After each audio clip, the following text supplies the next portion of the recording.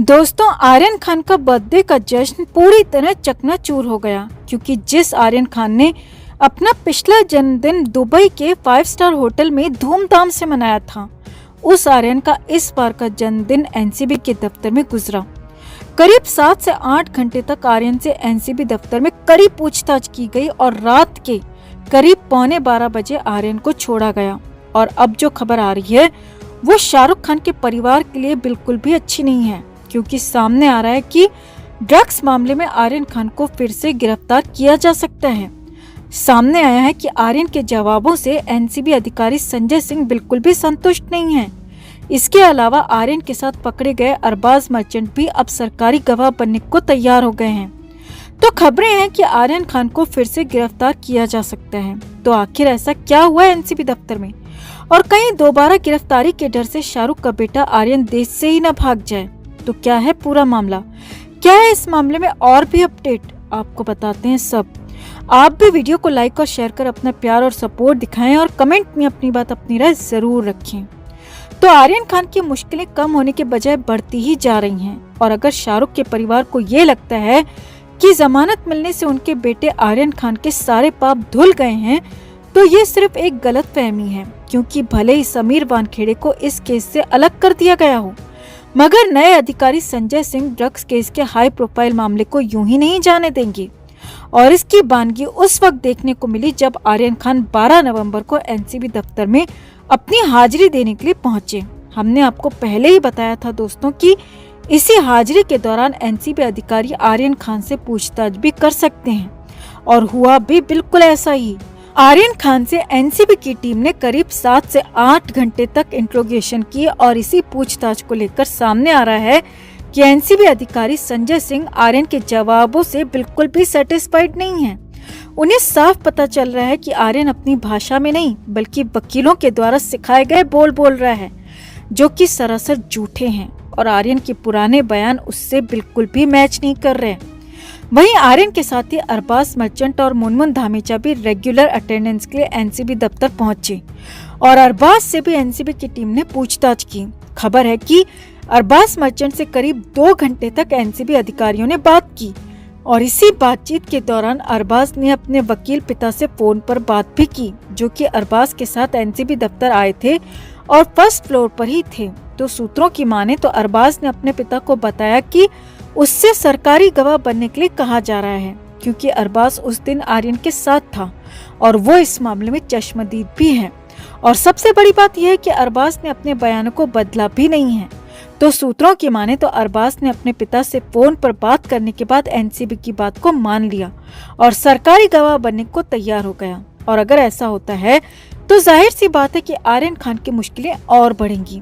अब इधर खबर है कि अरबाज के सरकारी गवाह बनने के बाद आर्यन खान के घर तक भी पहुंच चुकी है, और आर्यन के महंगे वकीलों को भी इस बात की जानकारी मिल चुकी है। और वकील अच्छी तरह से जानते हैं कि अगर अरबाज चश्मदीद के तौर पर सरकारी गवाही देता है तो सबसे ज्यादा मुश्किलें आर्यन खान की बढ़ेंगी, और अरबाज के बयानों के आधार पर आर्यन को फिर से समन मिलेगा और दोबारा से गिरफ्तारी की पूरी संभावनाएं हैं। अब सूत्रों की माने तो आर्यन खान के घर में इस बात को लेकर एक बार फिर से टेंशन बढ़ चुकी है। शाहरुख का परिवार आर्यन को किसी भी कीमत पर दोबारा गिरफ्तार नहीं होने देना चाहता, इसीलिए शाहरुख खान और गौरी खान अब वो सब कुछ करने को तैयार हैं जो कि आर्यन को फिर से जेल जाने से रोक सके। तो खबरें हैं कि हो सकता है कि आर्यन को देश से ही बाहर कर दिया जाए। हालांकि आर्यन का पासपोर्ट एनसीबी के पास जब्त है, मगर आर्यन अरबपति शाहरुख खान का बेटा है, तो प्राइवेट जेट से भी आर्यन को देश से बाहर भेजा जा सकता है, और इसकी पूरी संभावनाएं हैं। और अगर एक बार आर्यन मुंबई और इंडिया से बाहर चला गया तो फिर उसे शायद ही कभी पकड़ा जाए। तो फिलहाल तो खबर यही है दोस्तों कि आर्यन के जवाबों से एनसीबी अधिकारी संजय सिंह बिल्कुल भी सेटिस्फाइड नहीं है। तो आर्यन को लेकर इस पूरे अपडेट पर आपका क्या कहना है? आप भी कमेंट में अपनी बात अपनी राय जरूर रखें, और वीडियो को लाइक और शेयर कर अपना प्यार और सपोर्ट भी जरूर दिखाएं। तो वैसे तो हार्दिक पांड्या कई बार कंट्रोवर्सी में रहे हैं, कई बार अपनी गर्लफ्रेंड्स को लेकर, तो फिर कभी कॉफी विद करण में बेतुकी जुबान बोलकर। महिलाओं का अपमान भी हार्दिक पांड्या लाइव शो में कर चुके हैं। अपनी शादी और बच्चे को लेकर भी हार्दिक पर कई तरह के सवाल उठे।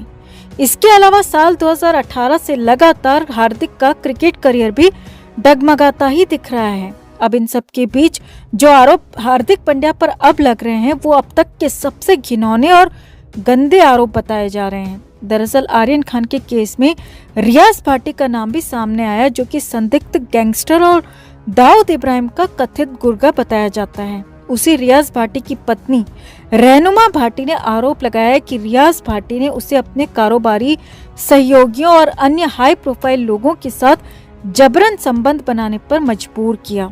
मुंबई पुलिस के समक्ष दायर अर्जी में रहनुमा भाटी ने जिन लोगों पर घिनौने काम करने का आरोप लगाया है उनमें क्रिकेटर हार्दिक पांड्या और क्रिकेटर मुनाफ पटेल के साथ ही कांग्रेस नेता राजीव शुक्ला और किसी पृथ्वीराज कोठारी का नाम भी शामिल है।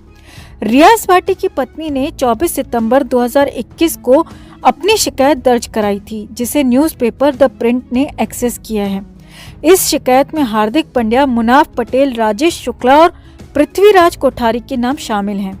हालांकि शिकायत में नाम के साथ अन्य कोई पता या फिर कोई जानकारी नहीं दी गई है, मगर शिकायत में हार्दिक पांड्या और मुनाफ पटेल की पहचान क्रिकेटर के तौर पर बताई गई है। वहीं राजीव शुक्ला की पहचान बीसीसीआई के पूर्व अध्यक्ष के तौर पर बताई गई है। पीड़ित रहनुमा भाटी की माने तो पुलिस के पास वो कई बार एफआईआर दर्ज कराने की कोशिश कर चुकी है, मगर पुलिस ने अभी तक ऐसा नहीं किया। रहनुमा ने सितंबर में अर्जी दी थी, लेकिन अब नवंबर भी आधा बीतने को है, मगर उनकी एफआईआर को अभी तक दर्ज नहीं किया गया। रहनुमा भाटी का कहना है कि हार्दिक पांड्या, मुनाफ पटेल, राजेश शुक्ला ने उनके साथ बहुत गंदा और घिनौना सलूक किया, बहुत कुछ ऐसा किया जो कि शब्दों में बताया भी नहीं जा सकता।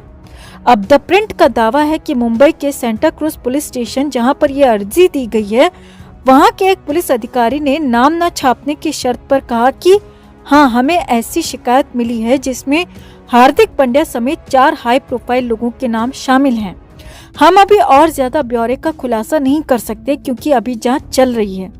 वहीं द प्रिंट ने राजीव शुक्ला के मोबाइल नंबर पर भी संपर्क साधा, लेकिन उनके सचिव ने जवाब दिया और कहा कि राजीव शुक्ला देश से बाहर हैं और देश में आकर ही वो इसका जवाब दे पाएंगे। इसी तरह मुनाफ पटेल ने भी कॉल को अटेंड नहीं किया और उनके नंबर पर भेजे गए टेक्स्ट मैसेजेस का भी कोई जवाब नहीं दिया गया। द प्रिंट अखबार का दावा है कि उन्होंने हार्दिक पांड्या के मैनेजर के जरिए संपर्क साधने की कोशिश की, लेकिन हार्दिक पांड्या ने भी कॉल का कोई जवाब नहीं दिया। वैसे आपको बता दें कि रियाज भाटी का एक लंबा चौड़ा आपराधिक रिकॉर्ड है और उस पर कथित तौर पर जबरन वसूली, जालसाजी और भूमि हथियाने के कई मामले दर्ज हैं। फिलहाल तो आर्यन केस के बीच रियाज भाटी का नाम भी चर्चा में आया, मगर अब रियाज भाटी की पत्नी ने सबके सामने आकर पूरा मामला ही पलट दिया। रियाज भाटी की पत्नी के सनसनीखेज खुलासे के बाद क्रिकेट जगत में हंगामा मच गया है और अब बॉलीवुड में भी हंगामा मचना तय है, क्योंकि खबर है कि रियाज भाटी की पत्नी कई अन्य सेलिब्रिटीज के नाम भी उगल सकती है जिन्होंने उनके साथ बदसलूकी की। तो फिलहाल तो क्रिकेट जगत के लिए ये खबर बिल्कुल भी अच्छी नहीं है, क्योंकि भारत में क्रिकेट को पूजा जाता है। फैंस क्रिकेटर्स को भगवान का दर्जा देते हैं। ऐसे में इस तरह के खुलासे शर्मिंदा कर देते हैं।